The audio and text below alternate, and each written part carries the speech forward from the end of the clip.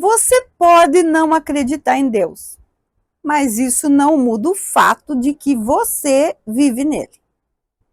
Você pode se considerar materialista, racional, científico, mas isso não muda um fato essencial. Deus existe, independentemente da sua crença.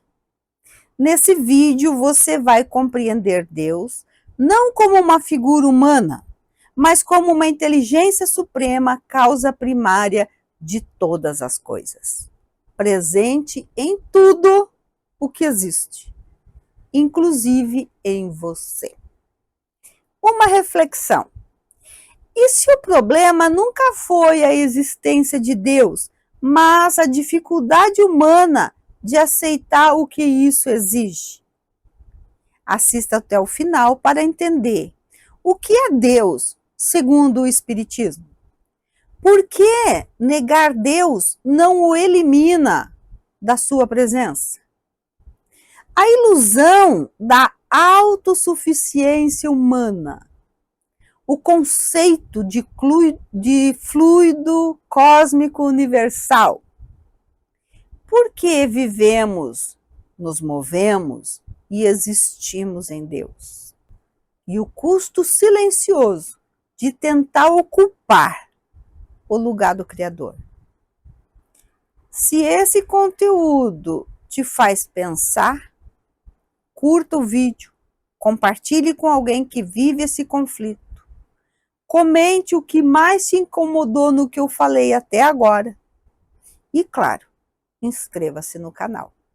Eu sou a Mari e você está no canal Palavra Cria. Você pode dizer que não acredita em Deus. Pode afirmar isso com convicção, com argumento, com lógica, com ironia até.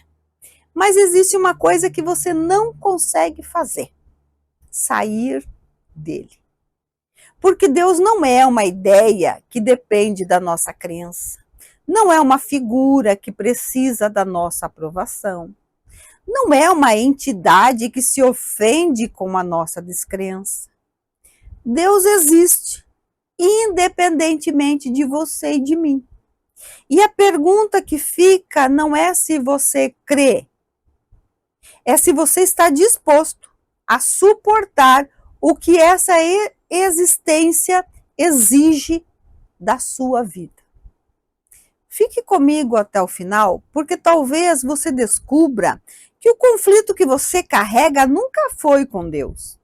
Foi com o lugar que você tentou ocupar. Deixe seu comentário sobre o fato de nós acreditarmos não precisar de Deus. O que é Deus, afinal? Vamos começar pelo básico, não pelo emocional, pelo essencial. Livro dos Espíritos, na questão 1, pergunta diretamente: que é Deus? E a resposta não é simbólica, não é poética, não é religiosa. Deus é a inteligência suprema, causa primária de todas as coisas. Perceba, não diz que Deus é uma pessoa, não diz que Deus é uma figura humana, não diz que Deus depende da crença de alguém. Deus é inteligência, Deus é causa, Deus é origem. Você pode negar a palavra Deus, mas não consegue negar a causa primária de tudo que existe. O que é Deus para você? Deixe seu comentário. A filosofia já sabia disso. Muito antes da ciência moderna, a filosofia já tentava compreender Deus pelo raciocínio. E aí surgem dois grandes grupos. Os materialistas, que dizem que o homem é apenas o corpo e que tudo termina na matéria. Os espiritualistas, que reconhecem que a vida vai além do visível. Mesmo entre os filósofos gregos, Deus nunca foi visto como um velhinho no céu, Homero falava que Zeus era pai dos deuses e dos homens. Ésquilo dizia que Zeus era o ar, a terra, o mundo, o todo. Xenófanes afirmava que existe um só Deus, maior do que tudo, que não se parece com os homens, nem na forma, nem no pensamento. Hermes Trismegisto foi ainda mais direto.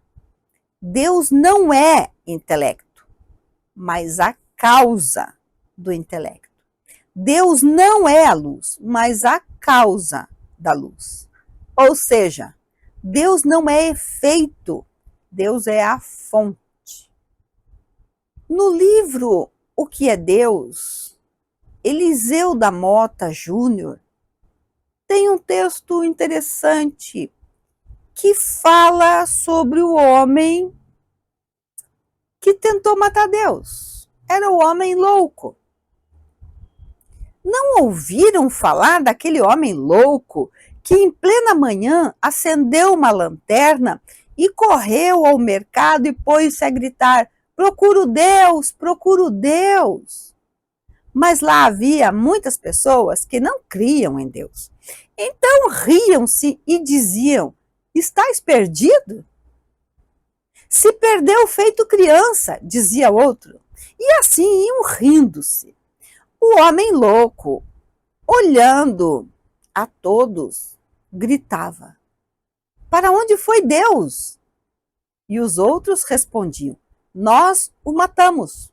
Você, eu, somos todos assassinos.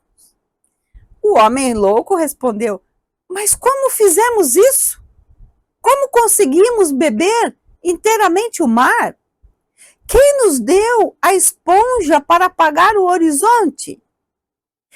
Como apagamos as luzes das estrelas? Como desatamos a terra do seu sol?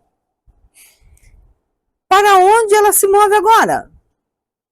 Para onde nós nos movemos? Nós caímos continuamente? Nós vagamos em um mundo, em um nada infinito? Não há um anoitecer infinito agora? Onde acender as lanternas da manhã? Onde estão os coveiros a enterrar Deus? Como limpar esse sangue das nossas mãos? Não deveríamos nós mesmos nos tornarmos deuses para ao menos parecermos menos dignos diante dele? Houve um silêncio. Todos olhavam espantados para o homem louco. Conta-se que no mesmo dia o homem louco corria de igreja em igreja, entoando o seu requiem a eterno Deus. Descanso eterno de Deus. O grande problema da humanidade nunca foi negar Deus, foi se sentir Deus. Com o passar do tempo, fomos acreditando que somos autossuficientes, que damos conta de tudo, que não precisamos de nada além da nossa inteligência, do nosso controle, da nossa vontade. É aqui que entra a parábola do filho pródigo. E ela deixa de ser uma história antiga e passa a ser um retrato psicológico da humanidade. Todos nós, em algum momento, somos esse filho que sai achando que pode tudo, que acredita que não precisa do pai, que confunde liberdade com ruptura. O problema é que quando a dor chega, percebemos algo assustador. Perdemos o endereço de casa. perdemos o endereço de nós mesmos. Veja como está a nossa saúde mental. E pior, já não sabemos mais quem é o Pai. Mas Deus está em tudo e isso incomoda. Deus está em toda parte, tudo vê, tudo preside, mesmo as menores coisas. E aí vem a pergunta do incrédulo, que é legítima. Como um Deus tão grande pode se ocupar com detalhes tão pequenos? Você já se perguntou se Deus existe, por que não se manifesta, não fala com você? Deixe seu comentário. Esse assunto é muito grave e importante.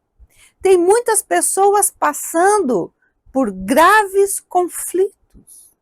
Ajude o YouTube a entender isso e a divulgar esse vídeo para mais pessoas.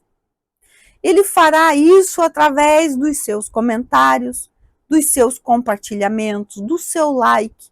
E eu adoraria ter você inscrito aqui. Eu te perguntei como um Deus tão grande pode se ocupar de detalhes tão pequenos. E a resposta está no entendimento do fluido cósmico universal. Esse é um tema complexo e que exigiria um estudo aprofundado, mas de uma forma bem resumida.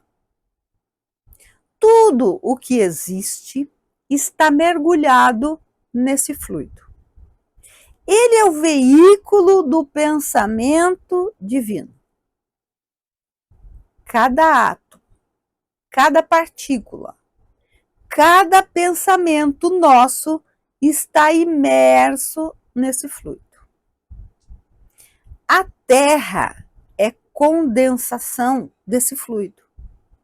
O aço, a madeira, o corpo humano, o espírito, tudo deriva dele.